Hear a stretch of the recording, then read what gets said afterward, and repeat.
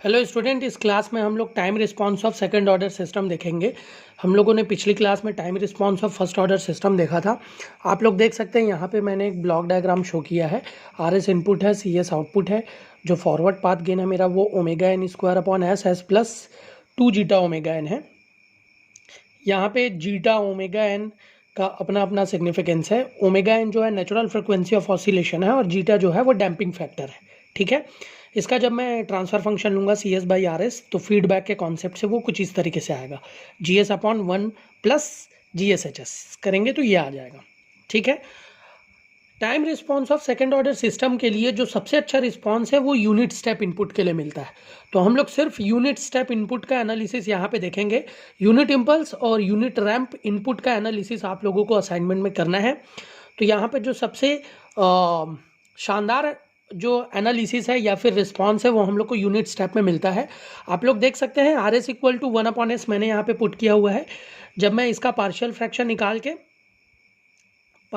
निकालूंगा तो कुछ इस तरीके से आएगा, ए अपॉन एस बी अपॉन इतना, सी एस इक्वल टू इतना आ गया। इसको मैं दो पार्ट में ऐसा डिवाइड कर सकता हूँ। ठीक है, सी टी इक्वल टू जब मैं इसका इन्वर्स लाप्लास ट्रांसफॉर्म लूंगा तो 1 अपॉन एस का 1 हो जाएगा।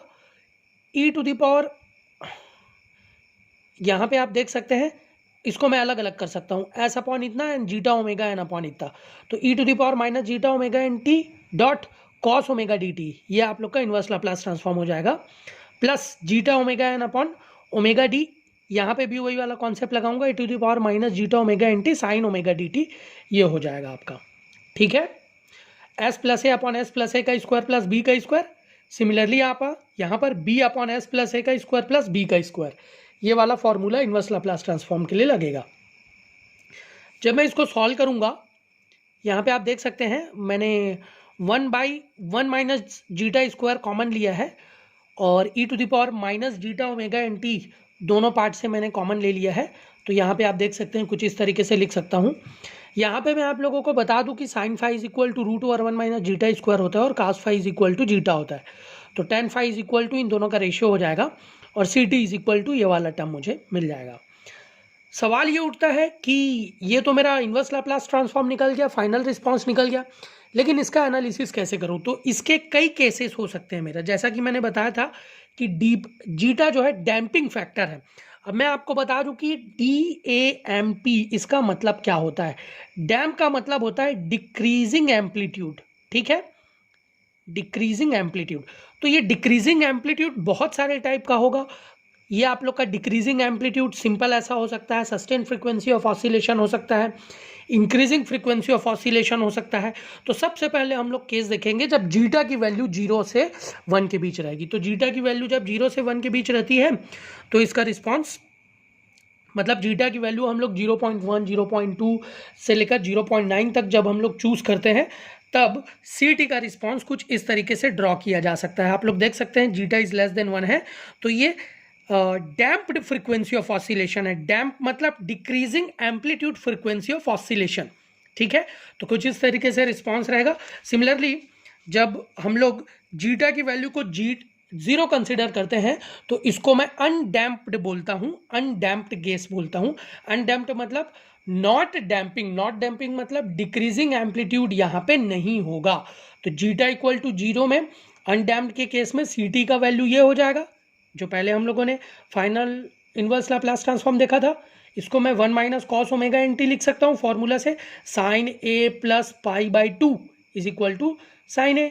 ठीक है, जब 1 minus cos omega N T का मैं रिस्पॉन्स ड्रॉ करूंगा तो यहाँ पे कांस्टेंट फ्रीक्वेंसी ऑफ ऑसिलेशन होगा, इसी को मैं बोलता हूँ सस्टेन फ्रीक्वेंसी ऑफ ऑसिलेशन। तो आप लोगों को ध्यान रखना है अनडैम्प्ड के केस में सस्टेन फ्रीक्वेंसी ऑफ ऑसिलेशन होगा, डैम्प्ड के केस पे डिक्रीजिंग फ्रीक्वेंसी ऑफ ऑसिलेशन होगा। सिमिलरली थर्ड केस जो है मेरा क्रिटिकली डैम्प, क्रिटिकली डैम्प मतलब जीटा इक्वल टू 1। तो इस केस में सी एस में मैं finally zeta equal to 1 put करूंगा, उसका पार्शियल फ्रैक्शन निकाल के जब मैं इन्वर्स लाप्लास ट्रांसफॉर्म निकालूंगा और उसका रिस्पांस ड्रॉ करूंगा तो कुछ इस तरीके से आएगा। ये मेरा फाइनल रिस्पांस हो गया। याद करिए आप लोग, मैंने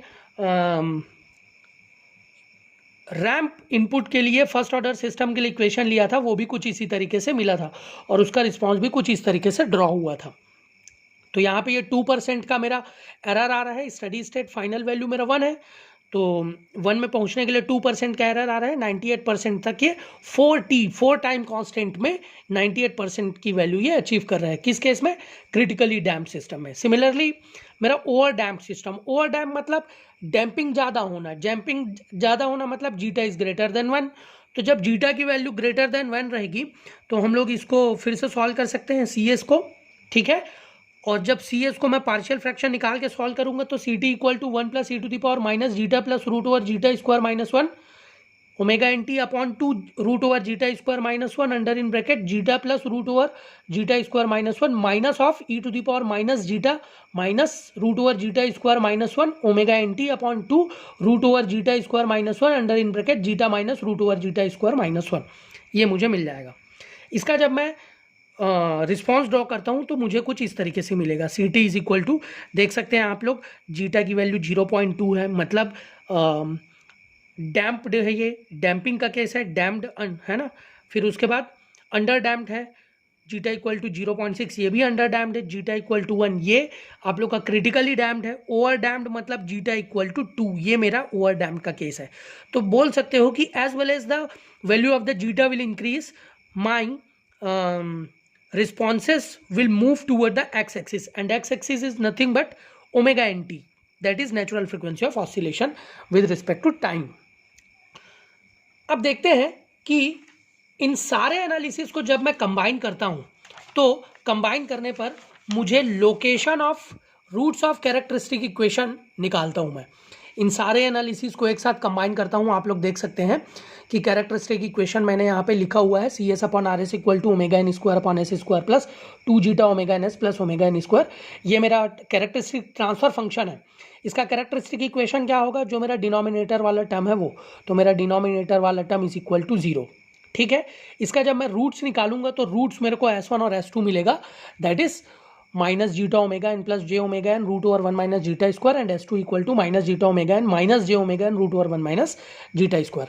आइए इसका एनालिसिस करते हैं। आप लोग देख सकते हैं मैंने यहाँ पे एक हाफ सर्कल ड्रॉ किया है और यहाँ पे जीटा की वैल्यू को मैंने वेरी किया, zeta equal to 0, zeta is greater than 1, zeta equal to 1 and मेरा यहाँ पे जीटा इज लेस देन 1 कहीं पे आ जाएगा, ठीक है।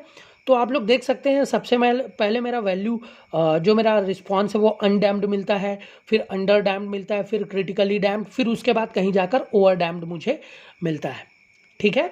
तो इस तरीके से मैं लोकेशन ऑफ कैरेक्टरिस्टिक रूट्स को यहाँ पे मैं दर्शा सकता हूँ। यहाँ पे आप लोग एक देख रहे हैं ओमेगा डी लिखा हुआ है, तो ओमेगा डी मतलब डैम्प्ड फ्रीक्वेंसी ऑफ ऑसिलेशन है और ये डैम्प्ड फ्रीक्वेंसी ऑफ ऑसिलेशन को omega N root over 1 minus zeta square से मैं शो कर सकता हूँ। यहाँ पे आप देख सकते हैं माइनस जीटा ओमेगा एन को मैंने लिखा है डैम्पिंग, ये आपका डैम्पिंग फैक्टर है। Omega N root over 1 minus zeta square को डैम्प्ड फ्रीक्वेंसी, इसको ओमेगा डी से भी डिनोट करता हूँ मैं। ओमेगा एन मेरा नेचुरल फ्रीक्वेंसी ऑफ ऑसिलेशन है और I can say it is a distance of root from the origin. ये रूट्स है, ये रूट है, ये रूट है, ये S1 और S2 जो मैंने आपको बताया है, ठीक है। तो ओरिजिन से इनका डिस्टेंस है ओमेगा एन। कॉस थीटा मेरा जो है zeta omega N upon zeta होता है, तो जीटा is equal to cos theta and theta equal to cos inverse zeta. ये सारा फॉर्मूलास आप लोग याद रखेंगे, जब न्यूमेरिकल सॉल्व करेंगे तब इन सब का यूज होगा, ठीक है। सिमिलरली हम लोग देखते हैं कि स्टेप इनपुट में ही हम लोग को ट्रांजिएंट रिस्पॉन्स स्पेसिफिकेशन मिल जाता है सेकेंड ऑर्डर सिस्टम के लिए। तो यहाँ पे आप लोग देख सकते हैं मैं यहाँ पे transient response specification of second order system जो है वो एनालाइज किया है मैंने। और ट्रांजिएंट रिस्पॉन्स में कौन से इनपुट के लिए? For unit step input. जैसा कि प्रीवियसली मैंने आप लोगों को बताया था कि सबसे अच्छा रिस्पांस जो है transient response unit step input में मिलता है, तो मैंने यहाँ पे ट्रांजिएंट रिस्पांस ड्रॉ किया हुआ है।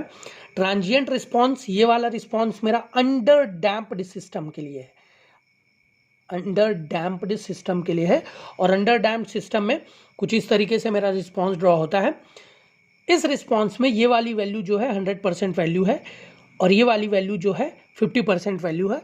तो यहाँ से यहाँ तक पहुँचने के लिए जो टाइम लग रहा है TD, इसको मैं बोलूँगा delay time. So what is delay time? Delay time is the time required for the system to reach of its 50% of the final value, ठीक है।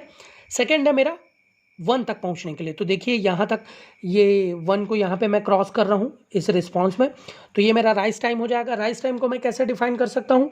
It is the time required for the system to rise from 10% to 90% of its final value for overdamped system and 0 to 100% for the under damped system. जैसा कि मैंने consider किया ये under damped system के लिए मैं एनालाइज कर रहा हूँ।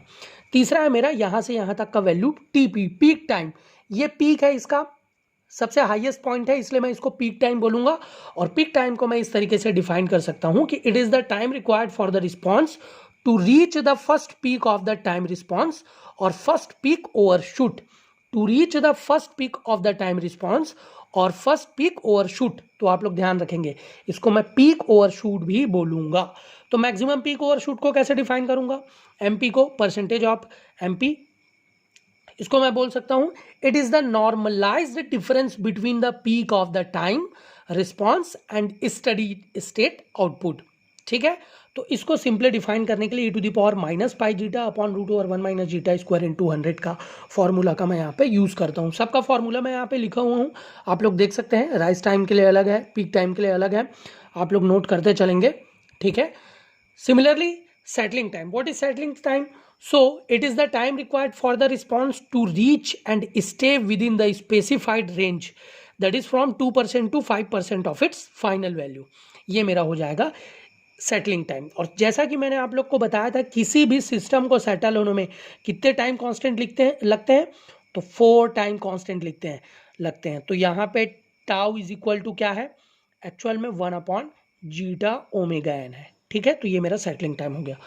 स्टडी स्टेट एरर क्या होगा? जनरली जो मेरा डिजायर्ड वैल्यू है और जो मेरा ऑब्टेन वैल्यू है उसके बीच का डिफरेंस स्टडी स्टेट एरर होगा। So it can be defined as the difference between the actual output and desired output as time t tends to infinity. तो स्टडी स्टेट एरर को मैं limit t tends to infinity RT - CT से शो कर सकता हूँ। RT मेरा desired है और CT मेरा ऑब्टेन है। ठीक है, तो इस तरीके से मैं टाइम डोमेन स्पेसिफिकेशन या transient response specification for second order system for unit step input के लिए मैं डिफाइन कर सकता हूँ। ठीक है, इसके बाद जितने फॉर्मूलाज हैं ये आपको बाय हार्ट करना है और हम लोग जो भी न्यूमेरिकल सॉल्व करेंगे इसी कॉन्सेप्ट और फॉर्मूला का यूज़ करके करेंगे। कोई भी कमेंट आप लोग मुझे कमेंट सेक्शन में पूछ सकते हैं, कोई भी डाउट।